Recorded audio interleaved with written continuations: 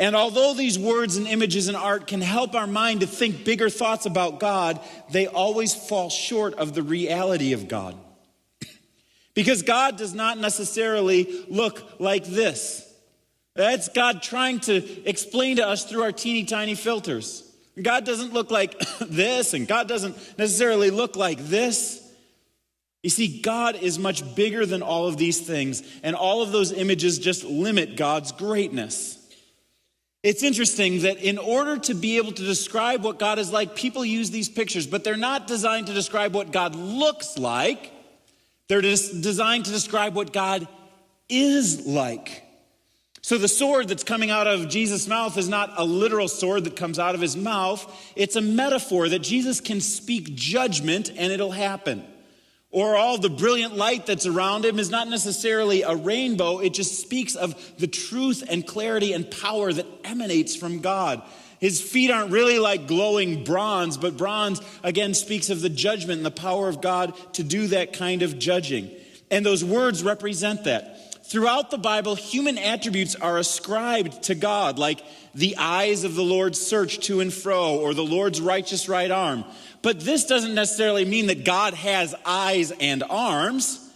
It's to help us understand what God is like. In order to do that, they ascribe human characteristics to him that we will understand. And there's a big word for that, and the word is anthropomorphism.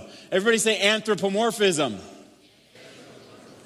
That's the idea of ascribing human characteristics to God. And it's interesting, as I've been looking into this, one of the criticisms that's leveled against Colton and Todd Burpo of Heaven is for Real fame is that Colton describes what he saw in his experience. And his descriptions of God and Jesus and heaven fall short of the reality of an infinite and powerful spiritual being. And when I hear those criticisms, I'm like, well, duh. Because every description falls short of an infinite and almighty and powerful God. This is precisely the reason that God tells us not to make any graven images of him.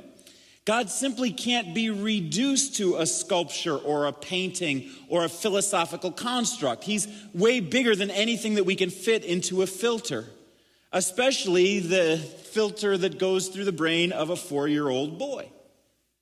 The Bible talks about a man who went to heaven and came back in 2 Corinthians chapter 12. And Paul, when he writes about this, says that this guy went, and I don't know if he was in the body or out of the body. I don't know if this was a physical experience that he had of going to heaven, or if this was more of a vision-like experience, a spiritual thing. But it doesn't matter.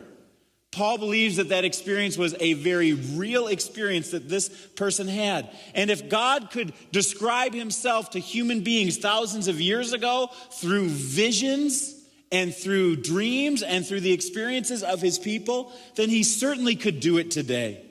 In fact, Joel tells us that we should anticipate this, that in the last days your young men will see, or your old men will see visions, and your young men will dream dreams.